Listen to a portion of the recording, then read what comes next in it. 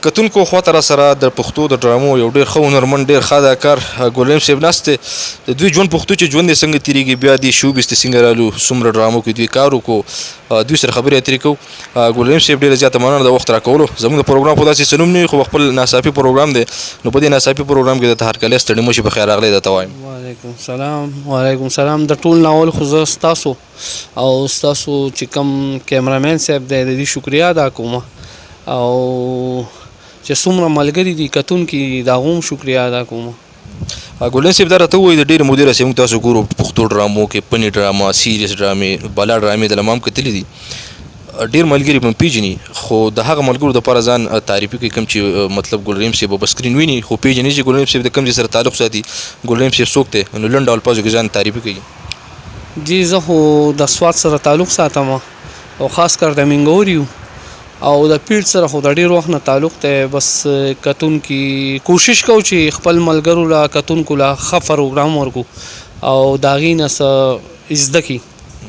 ګلرحیم صاحب دا راته ووایي چې تاسو خبر وکړو چې پیړ سره بلا وخت واپسته ته مطلب وخت ډېر وشو تقریبا ستاسو د ذهن مطابق څومره وخت 10 کاله 12 کاله هم ډرامې وکړې څومره وخت مو شو؟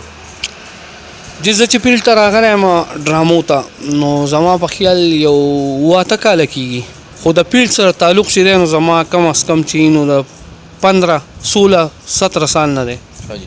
تا راته ووایي چې په دې 10-12 کال کې به ګلرحیم صاحب هم ډېرې زیاتې ډرامې کړي خپلو ډرامو څخه شمار درته معلوم شو ګلرحیم صاحب څومره ډرامو کې کار وکړو؟ یاره جی ما خو یو 20-25 ډرامې کړي دي خو مونږ همیشه لکه ښه چې کم ښه سبجیکټ یې که نه هغې کې کار کوو لکه داسې ډرامې خو ډېرې جوړېږي خو زه مونږ کوشش دا کوو چې یاره زمونږ پښتو کلچر کم چې زمونږ په پښتنو کې هغه پښتو ده او کم دغه دی معیار دی زمونږ د پښتو په هغې باندې مونږ ډرامه جوړه کړو او خلک وګوري چې واقعي لکه مونږ یو ډرامه راښکړې وه هجران او جانان ما ته د دیر د غاړې یو پروفیسر صاحب و هغه ټلیفون وکړو ما ته یاره بچیه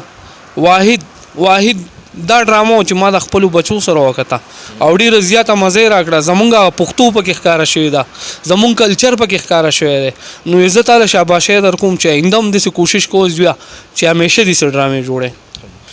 ډېره زیاته مننه ګلرحیم صاحب دا راته ووایي چې د پښتو په ډرامو کې بلا اداکاران دي بلا هنرمندان دي د چا نه متاثرې کېږي د چا اداکاري هم خوښه ده؟ جی زه خو چې څومره په پښتو کې اداکاران دي او څومره ملګري دي کار کوي که نه هر انسان په خپل ځای باندې یو کوشش کوي چې یاره زه ښه راشم په سکرین باندې ښه نو ما باندې خو ټول ښه لګي ټول زیات چې څومره اکټران دي ټول لا باندې ښه لګي. ډېره زیاته مننه ګلرحیم صاحب. یو پوښتنه بل لرمه